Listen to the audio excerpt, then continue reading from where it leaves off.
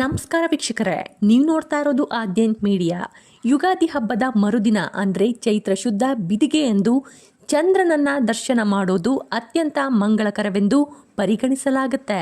ಆದರೆ ಕರ್ನಾಟಕದ ಬಹಳಷ್ಟು ಭಾಗಗಳಲ್ಲಿ ಚಂದ್ರನನ್ನ ನೋಡೋ ಅಭ್ಯಾಸನೇ ಇಲ್ಲ.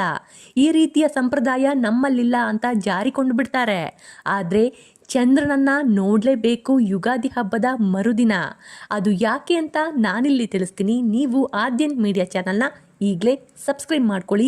ವಿಡಿಯೋಗಳು ಇಷ್ಟ ಆಗ್ತಾ ಇದ್ರೆ ಲೈಕ್ ಮಾಡಿ. ಹಿಂದೂ ಧರ್ಮದಲ್ಲಿ ಬಹುತೇಕ ಆಚರಣೆಗಳು ಪ್ರಕೃತಿಯೊಂದಿಗೆ ಸಂಬಂಧ ಹೊಂದಿದೆ. ಅದೇ ರೀತಿ ಯುಗಾದಿ ಹಬ್ಬ ಪ್ರಕೃತಿ ವಸಂತ ಕಾಲದ ಉತ್ತಂಗದಲ್ಲಿದ್ದಾಗ ಆಚರಿಸುವ ಬಹಳ ವಿಶೇಷವಾದ ಹಬ್ಬ. ಈ ಸಂಭ್ರಮದಲ್ಲಿ ಪ್ರಕೃತಿಯೇ ಹಸಿರು ಹೂವಿನ ತೋರಣವನ್ನ ಕಟ್ಟಿ ಸಂಭ್ರಮಿಸ್ತಾ ಇರುತ್ತೆ. ಈ ಶುಭ ದಿನದಂದು ಸಂಜೆ ಚಂದ್ರನ ದರ್ಶನಕ್ಕೆ ಸಹ ವಿಶೇಷ ಮಹತ್ವ ಇದೆ.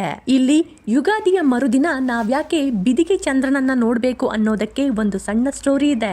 ಗಣೇಶ ತನ್ನ ವಾಹನ ಇಲಿಯನ್ನೇರಿ ಹೋಗ್ತಿದ್ದಾಗ ಆಯ ತಪ್ಪಿ ಬಿದ್ದು ಬಿಡ್ತಾನೆ. ಇದನ್ನ ಕಂಡಂತಹ ಚಂದ್ರ ನಕ್ಕು ಬಿಡ್ತಾನೆ ಆಕಾಶದಿಂದಲೇ. ಇದನ್ನ ನೋಡಿದ ಗಣೇಶನಿಗೆ ಕೋಪ ಬರುತ್ತೆ. ಚೌತಿಯ ದಿನ ಚಂದ್ರನನ್ನ ನೋಡಿದ್ರೆ ಅಪವಾದ ಬರಲಿ ಎಂದು ಶಾಪ ನೀಡ್ತಾನೆ. ನಂತರ ಚಂದ್ರನು ಕ್ಷಮೆ ಯಾಚಿಸಿದಾಗ ಯುಗಾದಿಯ ಮರುದಿನ ಅಂದ್ರೆ ಬಿದಿಗೆಯಂದು ಚಂದ್ರ ದರ್ಶನ ಮಾಡಿದ್ರೆ ಚತುರ್ಥಿಯ ದೋಷ ನಿವಾರಣೆಯಾಗುತ್ತೆ ಮತ್ತು ಪಾಪಗಳು ದೂರವಾಗ್ತವೆ ಎಂದು ಗಣೇಶನು ಪರಿಹಾರ ಸೂಚಿಸ್ತಾನೆ. ಹಿಂದೂ ಧರ್ಮದ ಪ್ರಕಾರ ಚಂದ್ರ ನವಗ್ರಹಗಳಲ್ಲಿ ಒಬ್ಬ. ಶುದ್ಧತೆ, ಬುದ್ಧಿವಂತಿಕೆ ಹಾಗೂ ಉತ್ತಮ ನಡವಳಿಕೆಯ ಸಂಕೇತವಾಗಿ ಆತನನ್ನ ಬಿಂಬಿಸಲಾಗುತ್ತೆ. ಅಂತಹ ಚಂದ್ರನನ್ನ ವರ್ಷದ ಆದಿ ಪರ್ವವಾದ ಯುಗಾದಿ ಎಂದು ದರ್ಶನ ಪಡೆದ್ರೆ ಇಡೀ ವರ್ಷವೆಲ್ಲ ಸುಖ, ಶಾಂತಿ, ಸಂತೋಷದಿಂದ ಇರಬಹುದು ಎಂಬ ನಂಬಿಕೆ ಇದೆ. ಇದೇ ನಂಬಿಕೆಯಿಂದ ಹಿಂದಿನಿಂದಲೂ ಯುಗಾದಿ ಚಂದ್ರನನ್ನ ನೋಡುವುದು ವಾಡಿಕೆಯಾಗಿದೆ. ಹಬ್ಬದ ಆಚರಣೆ ಹೇಗಿರುತ್ತೆ ಗೊತ್ತಾ? ಹಬ್ಬದ ಆಚರಣೆ ದಿನ ಸಂಜೆ ಚಂದ್ರ ಉದಯವಾದಾಗ ಮನೆಯ ಅಂಗಳದಲ್ಲಿ ನಿಂತು ಚಂದ್ರನನ್ನ ನೇರವಾಗಿ 2 ನಿಮಿಷಗಳ ಕಾಲ ನೋಡ್ತೀವಿ. ಚಂದ್ರಕಿರಣಗಳು ನಮ್ಮನ್ನ ಮುಟ್ಟಿದೆ ಎಂದು ದೇವರಲ್ಲಿ ಪ್ರಾರ್ಥನೆ ಮಾಡ್ತೀವಿ. ಯುಗಾದಿಯು ಅಮಾವಾಸ್ಯೆಯ ಆಸುಪಾಸಲ್ಲಿ ಬರೋದ್ರಿಂದ ಮರುದಿವಸದ ಚಂದ್ರ ದರ್ಶನ ಅಷ್ಟು ಸುಲಭವಲ್ಲ. ಅದಕ್ಕಾಗಿ ಶ್ರಮ ಪಡಬೇಕು, ಕಣ್ಣಲ್ಲಿ ಕಣ್ಣಿಟ್ಟು ನೋಡಬೇಕು. ಈ ವರ್ಷದ ಮುಂದಿನ ದಿನಗಳಲ್ಲಿ ನಮ್ಮ ಬಾಳಿನಲ್ಲಿ ಖುಷಿ, ಸಂತೋಷವೇ ಹೆಚ್ಚಾಗಿರಲಿ ಎಂದು, ಕಷ್ಟಗಳು ಬಂದರೆ ಎದುರಿಸುವ ಶಕ್ತಿಯನ್ನ ನಮಗೆ ನೀಡು ಎಂದು ಬೇಡಿಕೊಳ್ತೀವಿ. ಹೀಗೆ ಚಂದ್ರ ದರ್ಶನ ಮಾಡಿದ್ರೆ ವರ್ಷವೆಲ್ಲ ಸಂತಸದಿಂದ ಇರಬಹುದು ಎಂಬ ನಂಬಿಕೆ ನಮ್ಮಲ್ಲಿದೆ. ಬಿದಿಗೆ ಎಂದೇ ಚಂದ್ರನನ್ನ ಯಾಕೆ ನೋಡಬೇಕು ಗೊತ್ತಾ? ಇಲ್ಲಿ ಕೇಳಿ. ಬಿದಿಗೆ ಎಂದು ಚಂದ್ರನನ್ನ ನೋಡೋದ್ರಿಂದ ವರ್ಷವಿಡೀ ಎದುರಾಗುವಂತಹ ಸಕಲ ಕಷ್ಟ, ಕಾರ್ಪಣ್ಯಗಳು ಮತ್ತು ದೋಷಗಳು ನಿವಾರಣೆಯಾಗುತ್ತೆ ಎಂಬ ದೃಢವಾದ ನಂಬಿಕೆ ಇದೆ. ಚಂದ್ರನ ಚಾಲನೆಯ ಆಧಾರದ ಮೇಲೆ ಆಚರಿಸುವಂತಹ ಚಂದ್ರಮಾನ ಯುಗಾದಿಯಲ್ಲಿ ಅಮಾವಾಸ್ಯೆ ನಂತರ ಕಾಣಿಸಿಕೊಳ್ಳುವ ಮೊದಲ ಎಳೆ ಚಂದ್ರನು ವೃದ್ಧಿ ಮತ್ತು ಬೆಳವಣಿಗೆಯ ಸಂಕೇತ. ಬಿದಿಗೆ ಚಂದ್ರನನ್ನ ಪ್ರಾರ್ಥಿಸೋದ್ರಿಂದ ಮಾನಸಿಕ ಶಾಂತಿ, ಉತ್ತಮ ಆರೋಗ್ಯ ಮತ್ತು ಕುಟುಂಬದಲ್ಲಿ ಸುಖ, ಸಮೃದ್ಧಿ ದೊರೆಯುತ್ತೆ ಎಂಬ ನಂಬಿಕೆ ನಮ್ಮಲ್ಲಿದೆ. ಚಂದ್ರ ಮನಸ್ಸಿನ ಕಾರಕ.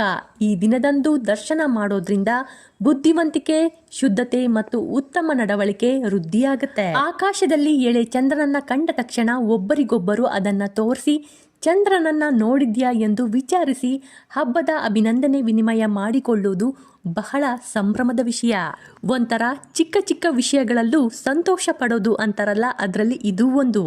ಚಂದಿರನ ದರ್ಶನ ಪಡೆದ ಕೂಡಲೇ ಮನೆಯ ಹಿರಿಯರ ಕಾಲಿಗೆ ನಮಸ್ಕಾರ ಮಾಡೋದು ಒಂದು ಸಂಪ್ರದಾಯ. ಇದು ಹೊಸ ವರ್ಷವನ್ನ ಹಿರಿಯರ ಆಶೀರ್ವಾದದೊಂದಿಗೆ ಶುಭವಾಗಿ ಆರಂಭಿಸಲು ಪೂರಕವಾಗುತ್ತೆ. ಇದು ಕುಟುಂಬದಲ್ಲಿ ಬಾಂಧವ್ಯವನ್ನ ಹೆಚ್ಚಿಸುತ್ತೆ. ಸೂರ್ಯಾಸ್ತದ ನಂತರ ಪಶ್ಚಿಮ ದಿಕ್ಕಿನಲ್ಲಿ ಕಾಣಿಸಿಕೊಳ್ಳುವ ಎಳೆ ಚಂದ್ರನು ನೋಡುವುದೇ ಶ್ರೇಷ್ಠ ಎಂದು ನಂಬಲಾಗುತ್ತೆ. ಈ ಪವಿತ್ರ ದಿನದಂದು ಬ್ರಾಹ್ಮಣರಿಗೆ ಅಥವಾ ಬಡವರಿಗೆ ಅಕ್ಕಿ, ಸಕ್ಕರೆ ಅಥವಾ ಬಿಳಿ ಬಟ್ಟೆಯನ್ನ ದಾನ ಮಾಡೋದು ಪುಣ್ಯಕರವೆಂದು ಹೇಳಲಾಗುತ್ತೆ.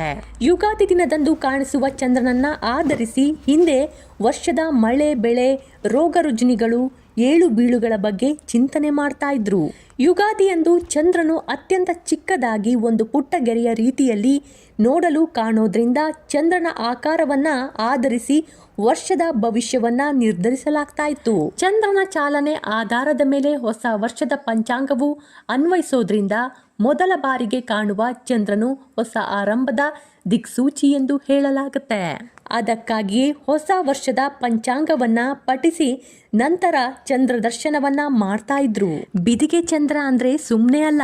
ಬಿದಿಗೆ ಚಂದ್ರನ ಆಕಾರವನ್ನ ನೋಡಿ ಆ ವರ್ಷದ ಬೆಳೆ ಮತ್ತು ಮಳೆಯ ಸೂಚನೆಯನ್ನ ಅಂದಾಜಿಸಲಾಗುತ್ತೆ. ಜನರ ರಾಶಿ ಭವಿಷ್ಯವನ್ನು ಕೂಡ ಚಂದ್ರನ ಸ್ಥಾನದ ಮೇಲೆ ನಿರ್ಧರಿಸಲಾಗುತ್ತೆ. ಕರ್ನಾಟಕದ ಕೆಲವು ಭಾಗಗಳಲ್ಲಿ ಚಂದ್ರನ ಮೇಲಿನ ಮತ್ತು ಕೆಳಗಿನ ಕೊಂಬುಗಳನ್ನ ಬಂಗಾರದ ಕೊಂಬು ಮತ್ತು ಅಕ್ಕಿ ಕೊಂಬು ಎಂದು ಕರೆಯುವ ರೂಢಿ ಇದೆ. ಅಮಾವಾಸ್ಯೆಯ ನಂತರ ಚಂದ್ರನು ವೃದ್ಧಿಯಾಗುವ ಅಂದ್ರೆ ವ್ಯಾಕ್ಸಿಂಗ್ ಮೂನ್ ಅಂತ ಕರೀತಾರೆ. ಈ ಹಂತದ ಆರಂಭವೇ ಬಿದಿಗೆ. ಇದು ಜೀವನದಲ್ಲಿ ಹೊಸ ಅವಕಾಶಗಳು ಮತ್ತು ಪ್ರಗತಿಯ ಸಂಕೇತವಾಗಿದೆ. ಚಂದ್ರನು ಮನಸ್ಸಿನ ಕಾರಕ ಅಂತ ಸುಮ್ಮನೆ ಹೇಳೋದಿಲ್ಲ. ಚಂದ್ರನ ಚಾಲನೆಯಂತೆ ನಮ್ಮ ಭಾವನೆಗಳು ಬದಲಾಗ್ತಾ ಹೋಗುತ್ತೆ ಎಂಬ ನಂಬಿಕೆ ಇರೋದ್ರಿಂದ ಹೊಸ ವರ್ಷದ ಮೊದಲ ದಿನ ಚಂದ್ರನ ಆರಾಧಿಸೋದು ಮಾನಸಿಕ ಸ್ಥಿರತೆಗೆ ಸಹಕಾರಿ ಎಂದು ಹೇಳಲಾಗುತ್ತೆ. ಯುಗಾದಿ ಹಬ್ಬದಲ್ಲಿ ಅಮಾವಾಸ್ಯೆಗಿಂತ ಬಿದಿಗೆ ದಿನವೇ ಯಾಕೆ ಶ್ರೇಷ್ಠ ಅಂತ ಕೇಳೋದಾದ್ರೆ, ಯುಗಾದಿಯು ಅಮಾವಾಸ್ಯೆ ನಂತರ ಬರುತ್ತೆ. ಅಮಾವಾಸ್ಯೆಯು ಶೂನ್ಯ ಅಥವಾ ಅಂತ್ಯವನ್ನು ಸೂಚಿಸಿದ್ರೆ, ಬಿದಿಗೆಯು ಹೊಸ ಚೈತನ್ಯದ ವಿಕಾಸವನ್ನ ಸೂಚಿಸುತ್ತೆ. ಹೊಸ ವರ್ಷದ ಚಕ್ರವು ನಿಜವಾಗಿಯೂ ಆರಂಭವಾಗಿದೆ ಎಂಬುದಕ್ಕೆ ಈ ಚಂದ್ರ ದರ್ಶನವೇ ಭೌತಿಕ ಸಾಕ್ಷಿ. ಅಮಾವಾಸ್ಯೆ ಕತ್ತಲೆಯ ನಂತರ ಚಂದ್ರನು ವೃದ್ಧಿಯಾಗುವ ಅಂದ್ರೆ ಬೆಳೆಯುವ ಮೊದಲ ಹಂತವಾಗಿದೆ. ಇದು ನಮ್ಮ ಜೀವನದಲ್ಲೂ ಸದ್ಗುಣಗಳು ಮತ್ತು ಸಂಪತ್ತು ವೃದ್ಧಿಯಾಗಲಿ ಎಂಬ ಆಶಯವನ್ನ ಪ್ರತಿನಿಧಿಸುತ್ತೆ. ಇದರ ಜೊತೆಗೆ ಯಾರು ಮೊದಲು ಚಂದ್ರನನ್ನ ಗುರುತಿಸ್ತಾರೋ ಅವರಿಗೆ ಈ ವರ್ಷವಿಡೀ ಅಕ್ಷಯ ಅಂದ್ರೆ ಅದೃಷ್ಟ ದೊರೆಯುತ್ತೆ ಎಂಬ ನಂಬಿಕೆ ಕೂಡ ನಮ್ಮಲ್ಲಿದೆ. ನಮ್ಮ ಕನ್ನಡದಲ್ಲಿ ಒಂದು ಪ್ರಸಿದ್ಧ ಗಾದೆ ಇದೆ, ಚೌತಿ ಚಂದ್ರನನ್ನ ನೋಡಬೇಡ, ಬಿದಿಗೆ ಚಂದ್ರನನ್ನ ನೋಡದೆ ಇರಬೇಡ ಅಂತ. ಅಂದ್ರೆ ಗಣೇಶ ಚತುರ್ಥಿಯಂದು ಚಂದ್ರನನ್ನ ನೋಡಬಾರ್ದು. ದೋಷಕಾರಕವಾದ್ರೆ ಯುಗಾದಿಯ ಬಿದಿಗೆ ಚಂದ್ರನು ನೋಡುವುದು ಅತ್ಯಂತ ಪುಣ್ಯದಾಯಕ. ಇದು ಬಿದಿಗೆ ಚಂದ್ರನ ಬಗ್ಗೆ ಇರುವಂತಹ ಮಾಹಿತಿಯಾಗಿತ್ತು. ನನ್ನ ವಿಡಿಯೋ ನಿಮಗೆ ಇಷ್ಟ ಆಯಿತು ಅನ್ಕೊಂತೀನಿ. ಎಲ್ಲರಿಗೂ ಯುಗಾದಿ ಹಬ್ಬದ ಹಾರ್ದಿಕ ಶುಭಾಶಯಗಳು. ಧನ್ಯವಾದಗಳು.